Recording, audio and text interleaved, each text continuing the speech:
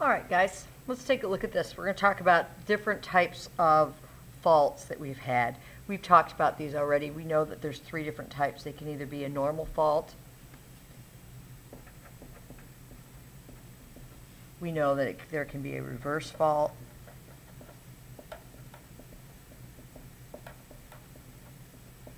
And we also know that there can be a strike slip fault or transform fault. These have all been our vocabulary words so far. We do know that what types of stresses on the land cause these type of faults, and that stresses the type of movement that we're talking about. And the type of movement that causes a normal fault is tension. Tension movement will cause the plates to move apart from each other and making the middle of that plate thinner, and it also causes it to move in the opposite direction. So tension causes it to move apart. When we know it moves apart, we know that that is a divergent plate.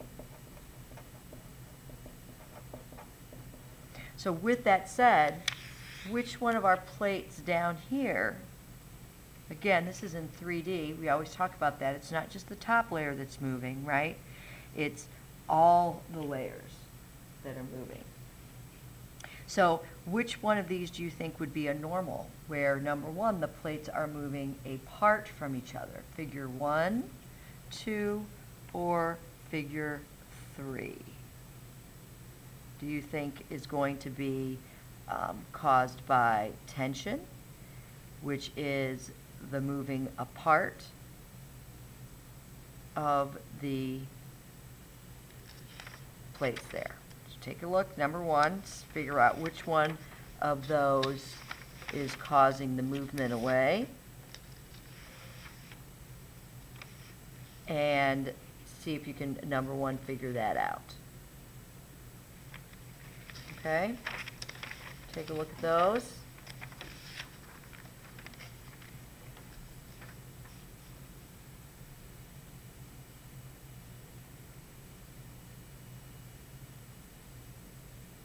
The tension fault here would definitely be this one, correct?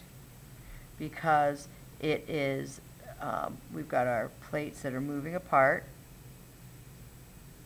They're divergent.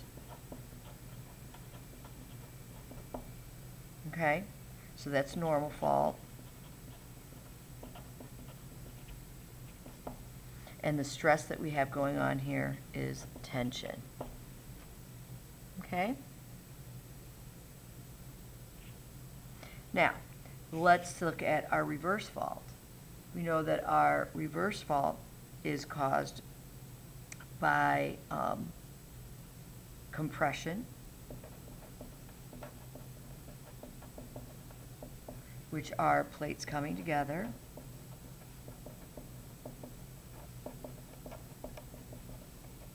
which are convergent.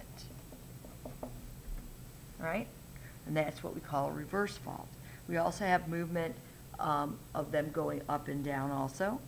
But if I had to pick which one of these here that I would say was compression, where the plates are moving together, creating somewhat of a little mountain, right?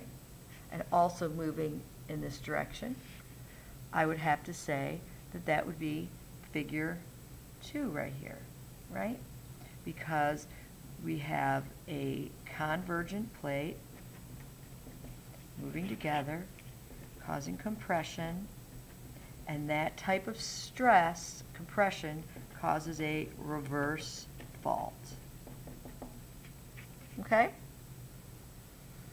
Our last type is caused by shear, which is when things get stuck and they break and they shear apart. So that shear is the stress here the type of fault that is produced, because these slide across each other. All right? So the type of fault here is our strike-slip fault. You can also call these are at transform boundaries that these form. Okay? Where they slide across each other, transform boundaries. So we only have one left, but let's make sure that this is the one that's going in that direction. So here we have a transform boundary, or they're sliding across each other.